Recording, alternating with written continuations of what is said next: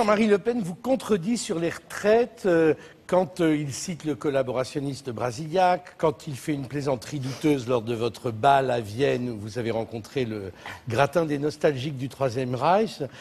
Je me dis, est-ce que vraiment il a envie de votre succès ou est-ce que peut-être jaloux des performances de sa fille, il vous scie un peu la branche il vous par manque derrière. parce que vous avez fait 68 avec lui, non, monsieur? Écoutez, c'est pas qu'il me pas manque, dans le c'est même que camp, j'ai mais... l'impression qu'il vous porte un peu préjudice de temps en temps. Non, mais écoutez, moi, je crois pas du tout. Mais écoutez, quand il se substitue à vous pour... il dit de Mélenchon, il s'en est pris à une femme, ce qui est un peu condescendant, vous l'avouerez, et il se propose de se substituer à vous comme si vous n'étiez pas non, assez vous savez, grande. la courtoisie française reste encore, même si on la voit de moins en moins, une valeur tout de même. Oui, c'est vrai, on peut... tout de même, quand on est un homme, et beaucoup d'hommes encore le font, avoir un peu de courtoisie à l'égard des femmes. Et vous-même, monsieur Phil, vous le savez car vous êtes justement un homme courtois. La citation de Brasillac, ça vous gêne pas? Et la citation et l'hommage rendu par l'extrême gauche que vous appréciez à monsieur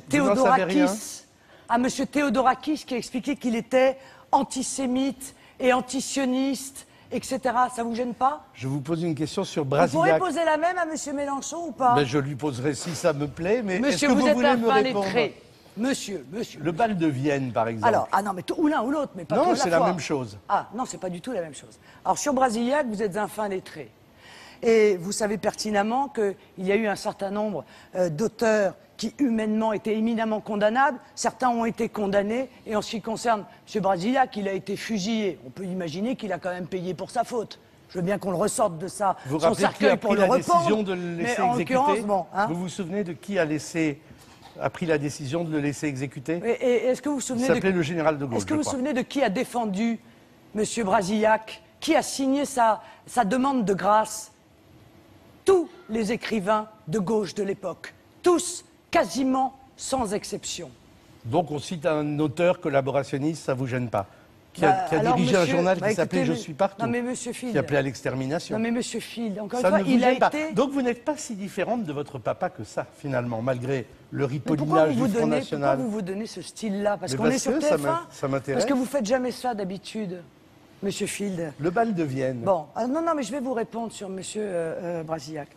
Est-ce que nous sommes dans une civilisation assez aboutie que nous sachions faire la différence entre l'homme et l'œuvre? Parce que si vous voulez, monsieur Field, faire des auto-da-fé de tous ceux qui se sont mal tenus, on peut le faire, mais honnêtement, on va plus avoir quand même grand-chose à lire, voyez-vous? Si vous voyez ce que je veux dire, on va se priver de monsieur Brasillac, qui est un poète qu'on aime ou qu'on n'aime pas d'ailleurs. Tous les goûts sont dans la nature. On va se priver de Céline, et puis on va se priver de beaucoup d'autres. Je dis juste qu'il y a une coïncidence troublante entre cette citation de Robert Brasillac et votre présence au bal de Vienne, où vous avez retrouvé une grande partie des nostalgiques du Troisième Reich à Mais Vienne. vous sortez ça d'où exactement? Alors je vais vous dire, c'est le bal des corporations, vous êtes bien d'accord? Oui, c'est ça, c'est celle qui avait été interdite par Hitler d'ailleurs. Oui, oui.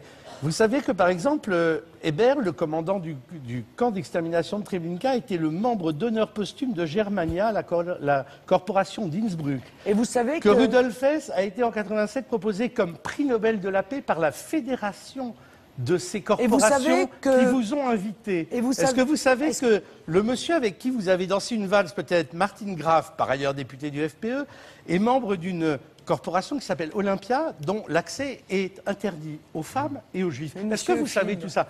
La prochaine fois, vérifiez avec qui vous dansez la valse, Marine Le Pen. Vous racontez n'importe quoi. Mais n'importe quoi. Dans ces fédérations, d'ailleurs, il y avait aussi le fondateur et le grand concepteur d'Israël. Voyez-vous? Et en l'occurrence, monsieur, comment dire, le président du FPO, qui est le parti qui m'invitait, monsieur Graf, pas le président, monsieur Graf.